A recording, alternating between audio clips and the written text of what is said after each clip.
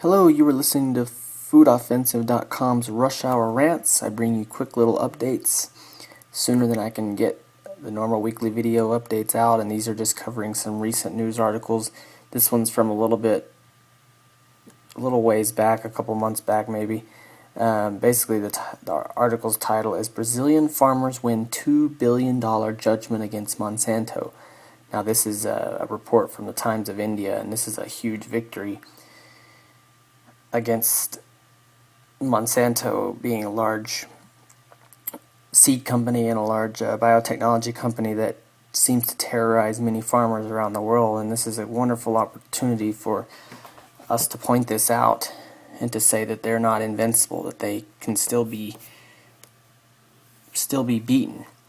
And basically the article says that 5 million Brazilian farmers have taken on U.S.-based biotech company Monsanto through a lawsuit demanding return of about 6.2 billion euros taken as royalties from them.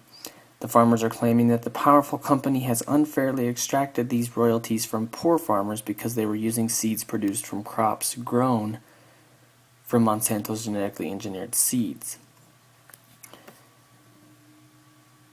And in April of this year, a judge ruled in favor of the farmers, which is great, and they ordered Monsanto to return royalties paid since 2004, which is a minimum of $2 billion.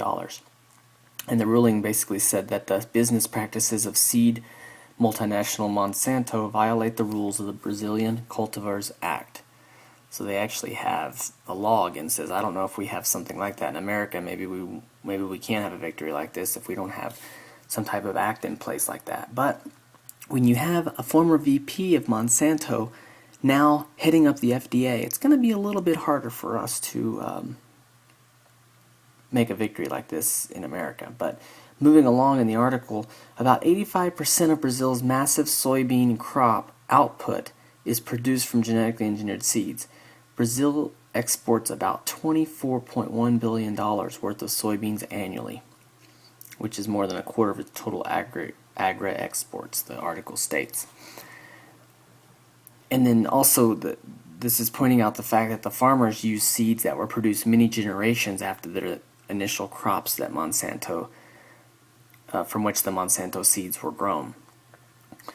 And, you know, they make a claim also that Monsanto collects exorbitant profits every year worldwide on the royalties from, quote, renewal seed harvests. Basically, you buy the initial seed from them, and a lot of them are, terminator seeds where they can't be grown again. You can't take a seed from a current crop and use that to plant your next year's harvest. You have to actually continually buy from Monsanto's. But from what I can read in this article, it looks like you can actually buy, they're actually getting seed from the original GMO seed that they bought, and they're able to replant those. So that's different than I've heard before. But basically, they're using seeds from an original crop that they bought years ago, many generations ago, it states.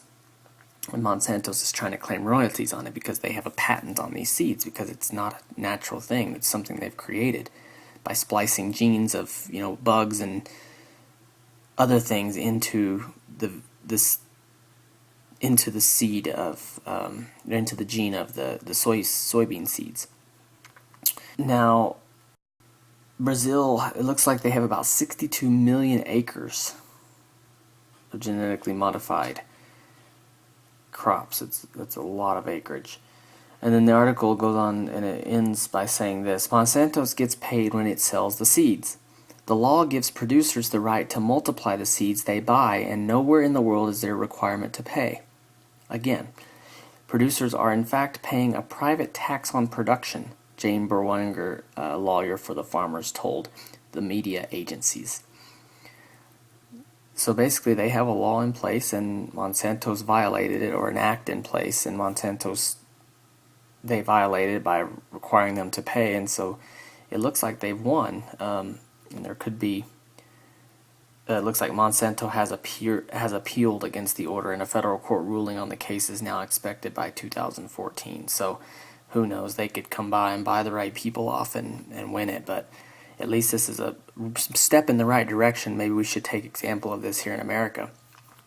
But until next time, this is foodoffensive.com's Rush Hour Rants. Thank you for listening.